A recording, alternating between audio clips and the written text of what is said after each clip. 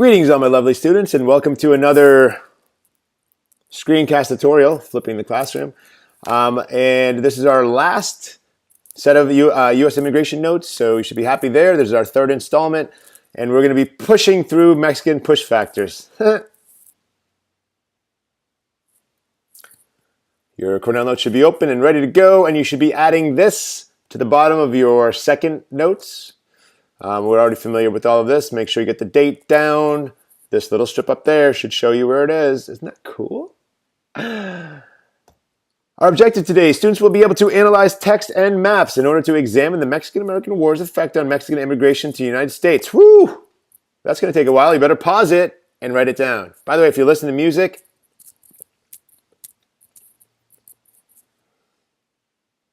should write it down. Push factors. All right, so we've gone through pull factors earlier in, I believe it was number 1. Pull people into a certain place. Then push factors push them out.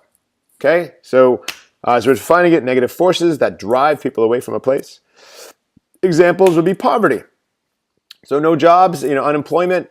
These are going to push people out of a place. If you can't make money, then you can't make a living, then you can't get food, then you can't get shelter, then there's issues. So that issue is going to push you out of the place that you live in, or maybe you were born in.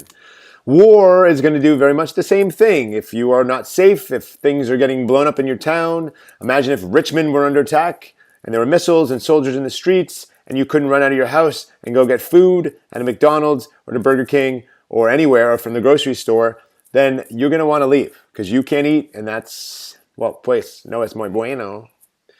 Lack of opportunity is kind of the same thing. Supposedly we live in the United States, the land of opportunity.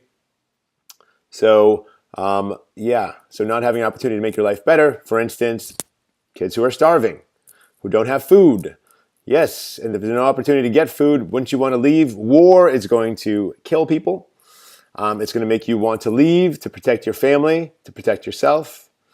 Opportunity, of course, the land of opportunity. Is there more opportunity in the United States? You figure that out. That's on you. Mexican push factors. So here we have some reasons people were leaving Mexico or getting pushed out of Mexico. The Mexican Revolution. This is early. It's happening inside the country. People aren't happy with the government, so they overthrow the government. And that's the revolution, and new people take over. We could get into details, but that's a whole another subject. So the Mexican Revolution was an internal war. We talked about this. Revolution happening inside the country, but it's the same thing as war, right? War causes unemployment, unsafe conditions, and no opportunity. People, farmers can't grow food. People aren't going to be selling things in stores if there's a chance of getting killed, or if things are getting blown up, or if there's soldiers marching through town. You are not going to sell things. You are going to want to leave and protect yourself and your family. There's no opportunity to make life better, so they'll leave. The second one we're talking about is the Mexican-American War, so the second Mexican push factor. Now, this is controversial. Is it really a push factor? But let's look at it. First of all, the Mexican-American War happened between the United States and Mexico. It's a brutal war about territory. The United States was a growing nation at the time and wanted more territory. And they went through Texas, more or less, and U.S. soldiers rape, terrorize, and pillage innocent Mexican citizens along the way. Tens of thousands of soldiers and civilians die on each side. So it is a brutal war.